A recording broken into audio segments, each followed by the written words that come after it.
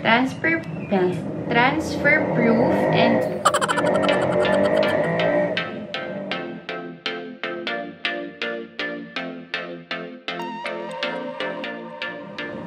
good morning! So, today, ang gagawin natin is favorite kong ginagawa.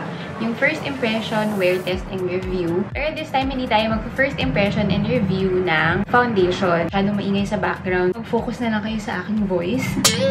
Naka-foundation na ako. Actually, ang mga nilagay ko sa face ko ngayon. First, nag-toner muna ako. After ng toner ko, ilagay na ako nitong sunblock gel from Bello. Ang ginamit kong primer is this MAC Prep and Prime. This one, yung essential oil. Yan. Tapos, ang ginamit kong corrector is Urban Decay. And then, ang ginamit kong foundation, ayan. Naka-foundation ako. Itong L'Oreal Infallible Total Cover Foundation. Ito yung i-review natin.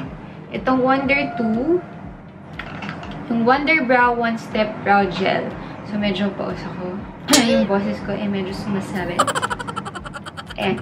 So, this is the Wonder Brow One Step Brow Gel. Perfect eyebrows that last for days. Ito, ang nakalagay ito with Permafix technology. Ang description niya, ang nabasa ko sa site nila, perfect even with the most disobedient of brows with our one-step long-wear eyebrow gel. So, Wonder Brow from Wonder 2. Define, fill, and thicken for a more natural brow look that is completely waterproof. So, waterproof daw siya. Smudge-proof. It is smudge-proof daw. Transfer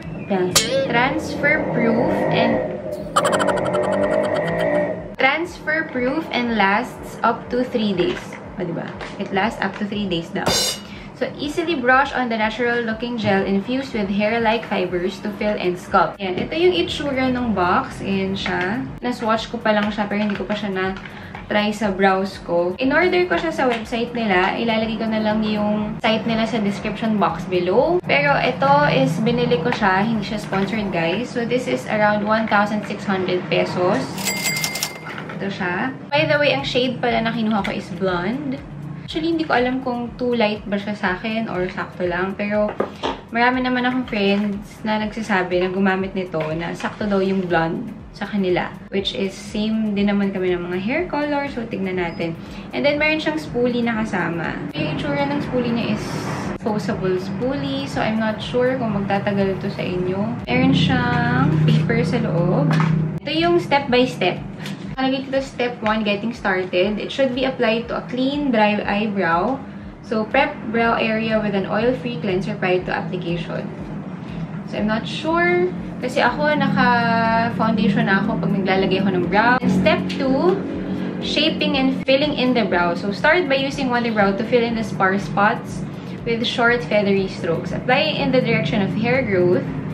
You can start by applying just to problem areas or over entire brow for a fuller, more defined looking brow. Experiment to see what looks best. It's always easier to apply little by little and layer for deeper color or more area coverage. So, depende pa rin sa'yo kung gaano kakapal ang paglagay. And then step 3, grooming. Once you have achieved desired shape, soften and distribute the color by grooming brow upwards and outwards. Ayan, using daw ito. And using this one, yung spoolie. Brush or any clean mascara brush to comb hairs into place and further work product into brows. This should be done while product is still wet. If you need more product, reapply where needed and groom with mascara brush again. So, ayun yung step-by-step niya. So, makeup tip. Yan, may makeup tip siya. To create the ideal shaped brow, place a cosmetic brush or pencil to outer edge of your nostril and match the inner corner of the eye to determine where your brow should begin. So, yan. Ina-explain lang niya kung paano mag-shape ng brows. Ayan siya. Makita ko naman later paano mag-remove nitong Wonder Brow. Since naka-foundation na ako, susubukan natin ito, Wonder Brow. Size na is 3 grams, 0.105 ounce. This is good for 6 months. Ayan, nakalagay siya dyan. Ayan yung applicator niya. Nanonood ako ng mga ibang reviews and nagbabasa ako ng ibang reviews. So, hindi nila masyadong bet itong applicator niya. Pero, since this is a first impression and review, susubukan natin siyang gamitin. Pero meron akong naka-read dito na Ayan, yung aking favorite na pangkilay na Morphe E29 brush. Yung may angled brush and spoolie na sa dulo. Pero sige, subukan natin dito sa side na to at using this applicator ng Wonder Brow. Kinakabahan ni bakit? Oh, no! Kinakabahan ako. So, subukan muna natin ng feathery strokes bilang yun yung sabi nila.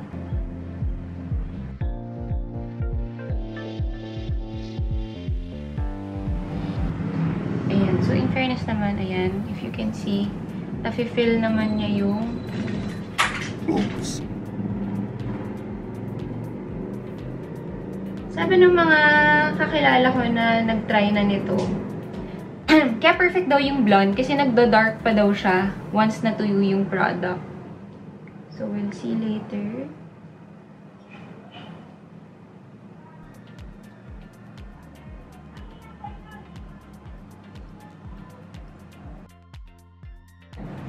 Ayan siya. So, using yung spoolie, i-brush out ko muna siya para hindi siya matuyo as it is kasi baka manigas siya agad. Para makalat muna siya. Okay, and then dito, unti-untiin lang natin.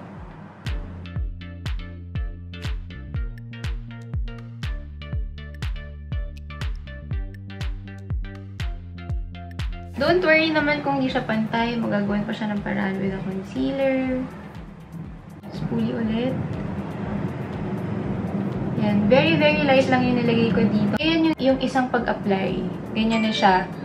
Actually, mahirap nga siya gamitin kasi hindi mo makukuha yung eksaktong shape niya. Yan. If you can see, walang direksyon yung kilay ko. So, aayusin ko na lang siya later with a concealer para magkaroon siya ng shape. Sa kabila naman, gagamit ako nito Morphe E29 brush. Kuha lang ako ng product nito.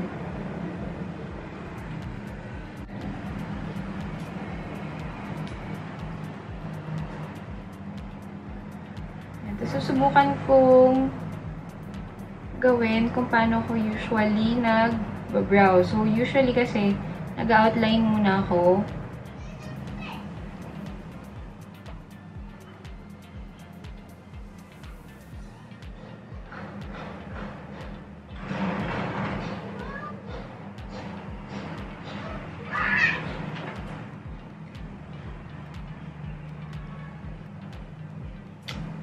Hirap na i-apply. Bakit ako nahihirapan? Oh, no!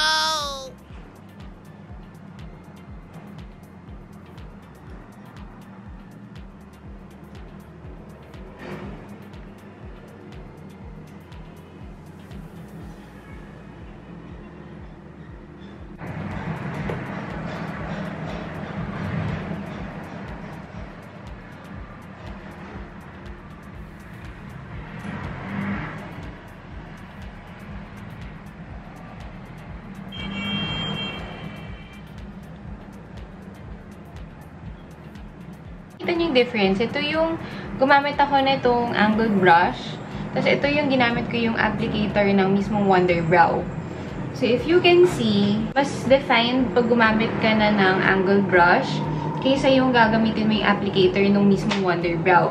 Pero ang una naging problem ko sa kanya is nahirapan ako siyang i-apply. Masyado siyang ma-gel. Hindi siya agad sumusunod. Kumbaga, once in-apply mo siya, kailangan mo na siyang onting tumuyo bago mo i-apply yung panibagong layer. Ayan o. Tapos nagkakaspar siya eh. Hindi siya nakaka-feel ng bongga. Or is it because light? Yung nakuha kong shade? Parang baka pag dark, masyado naman siya dark for me. And another problem is, since light siya, hindi ko siya ma-define dito sa tail ng brows ko. So, mamaya gagamit na lang ako ng pen ko ulit. So, ngayon, naayusin ko siya using a concealer. Gagamitin ko tong Clio Kill Cover Pro Artist Liquid Concealer. Ang shade ko is 3BY. Attempt natin siyang i-reshape.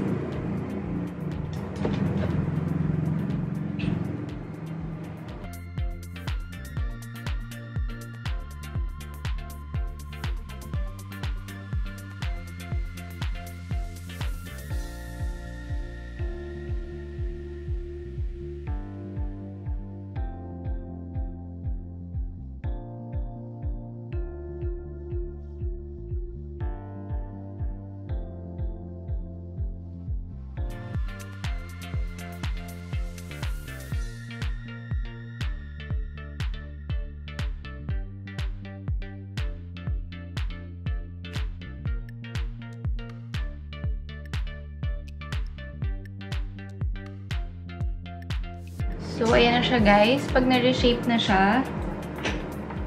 Tapos, since hindi kasi siya ma-define dahil nga light, ito yung part na to, hindi niya ma-define. Gamit pa rin ako nitong Real Lasting Eyebrow 24-Hour. Ang shade niya is 01 ng K-Palette. Lalagyan ko lang yung tail ng brows ko. Ayan.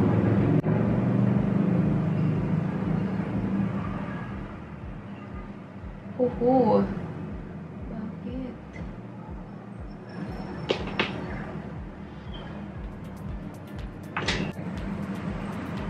So, there. Hindi na ako maglalagay ng brow gel on top. Since brow gel naman na rin siya, maayos na yung direction ng hair nung brows. No need na for another brow gel. Ang masasabi ko sa product na to, medyo time-consuming siyang i-apply. Well, hindi pa kasi ako sanay since first time ko siya gamitin today. Yun lang ang aking isa sa first impression. Hindi siya madaling i-apply. So, I'll just finish the rest of my face and I'll be back. Ayan. I'm done with the rest of my face. Ang ginamit kong blush ngayon is MAC Mocha. Tapos yung bronzer ko is yung Milani XL All Over Glow. Ang gamit ko ngayon sa lips ko is this Paris Ink Velvet. Ang shade niya is number 1. It is Sell Out Red. So, ayan siya. Medyo inombre ko lang siya ng side para hindi naman siya as in parang red lipstick. Ayan. And then, sasabi ko dun sa brows, ito yung ginamitan ko ng angle brush. Tapos, ito yung ginamit ko yung applicator, yung mismong Wonder Brow. Kanina, nilagyan ko pa siya ng pen. Actually, nababother ako kasi ang hirap niyang remedyohan na yan. Tumitigas yung hair. Although, I think that's a good thing. Kung waterproof nga talaga siya, yung ganun yung effect niya. Pero yun nga, kung i-compare mo yung gamit ng applicator, ng gel, ng mismong Wonder Brow, dun sa gumamit ako ng brush, mas okay na gumamit ng brush. Kasi may kita mo talaga na parang na-flat lang niya yung brow. Wala siyang definition at all. Kung ako marirecommend ko kung gagamit ka ng ibang applicator, which is an angle brush and a spoolie. As in, pagkalagay mo, kailangan mo agad siyang ispuli kasi natutuyo siya agad. Malalaman natin kung talagang hindi siya gagalaw, kung hindi talaga siya magka-transfer or magsa-smudge the rest of the day. So, ayan, bibigyan ko kayo ng OOTD muna tayo, guys. Bago ko umalis ng bahay, papuntang office, simple lang. Gamit ko lang tong CDG ko na collared shirt. Itong culottes from Zara. Tapos, baka mag-sneakers ako or slippers na lang mamaya. We'll see. Kasi meron din akong PT session sa St. Luke's mamayang 6 o'clock. So, ayan. Ang time ngayon is 10:16. So, ayan. Malalaman natin yung performance nung brows later. Kung magsasmudge siya or gagalaw siya or whatever. So, ayan. Mag-update ako ng aking kilay. Hindi naman siya gumalaw. Sinabi niya naman dun sa packaging na transfer-proof siya. Pag hinawakan, and sobrang diin. So, ayan. Wala naman siyang... Actually, wala ba? Wala. Yan. Wala naman lumipat na product. Actually, yung pinaka-concern ko lang siya, parang ang lagkit niya. Dahil nga gel. Dahil sanay ako sa powder. Or yung brow gel na Makeup Forever na hindi siya masyadong malagkit. Na parang turn kasi yun into powder eh. Ito as in gel siya. Parang naging, and kung nakita niyo, parang tumigas talaga yung mga strands ng hair. Yan siya. So, ayan o, mas maayos talaga if gumamit ng brush. Sobrang halaka ng difference. So, yun talaga. Huwag nyo nagagamitin yung applicator ng Wonder Brow. Pero so far, yung color niya for me, nag-darken nga siya nung natuyo. Umagay naman siya sa akin at least hindi siya ganun ka-dark. Kasi pag light talaga yung... Icicle na naman. So, pag medyo light kasi yung brows, talaga nagiging soft yung itsura ng face kaysa pag dark yung brows. So, ayan. Bigyan ko ulit kayo ng update later. Hi! So, ang oras ngayon is... nagtanggal na kasi ako ng accessories. Ayan, saktong 8 o'clock. So, yan, nakauwi na kami. Actually, medyo kanina pa kami nakauwi, kaya nakapambahay na ako. Pero hindi muna ako nagtanggal ng makeup para ma-testing muna yung brows. Ang masasabi ko dun sa brows, hindi ko talaga gusto yung itsura. Ayan, parang natanggal-tanggal na siya. Yung itsura nung ginamitan ko ng applicator nung mismong Wonder Brow kaysa dun sa ginamitan ko ng brush. Itong ginamitan ko ng brush, okay pa siya. Kasi controlled yung paglalagay ko ng product. Ito kasi parang isang ganun lang. Tapos, magdidikit-dikit lang yung hair. Tapos, yan na, hindi mo na siya controlled. Kaya ganyan yung itsura niya. And, another thing, ang napansin ko, hindi siya ganun ka-transfer proof. Kasi kanina, ginanyan-ganyan ko siya. Ayan o, natatanggal siya, guys. So, hindi siya ganun ka-transfer proof. Once napawisan na, kasi pinagpapawisan talaga ako, hindi ako masyadong tumambay sa aircon nung hapon. Para malaman ko kung talaga bang okay siya. Bura siya. Ayan, guys. Ayan. Diba? So, hindi siya smudge-proof. Nagsasmudge din siya. As you can see, gumalaw siya. Hindi siya ganun ka-smudge-proof. Tignan natin kung waterproof siya. Gumamit tayo ng wipes. Wow, wipes. So, wala siyang kahit ano. Water lang siya from the baby wipes. Tignan natin. So, ayan siya. Natanggal siya, guys. Kasama yung foundation ko. And although, ayan, hindi naman siya totally natanggal. Hindi siya waterproof. I think, ang tamang term sa kanya is water resistant. Kasi kung waterproof siya, dapat hindi siya talaga gagalaw or hindi siya matatanggal using water lang. Pero, ayan, may natira naman. Ito rin sa kabila. May mga product na napupunta sa wipes. Tingnan natin kung matatanggal siya totally using this Biore cleansing oil. Ayan, naglagay lang ako dito ng isang pump. Tignan natin kung matatanggal siya. Wait lang. Ayan, so totally siyang natanggal, guys. Gamit yung makeup remover. Actually, yung sa water, konti na lang yung natirang product. Gamit yung wipes. So, hindi siya ganun ka-waterproof. Tanggalin natin siya ng tuluyan.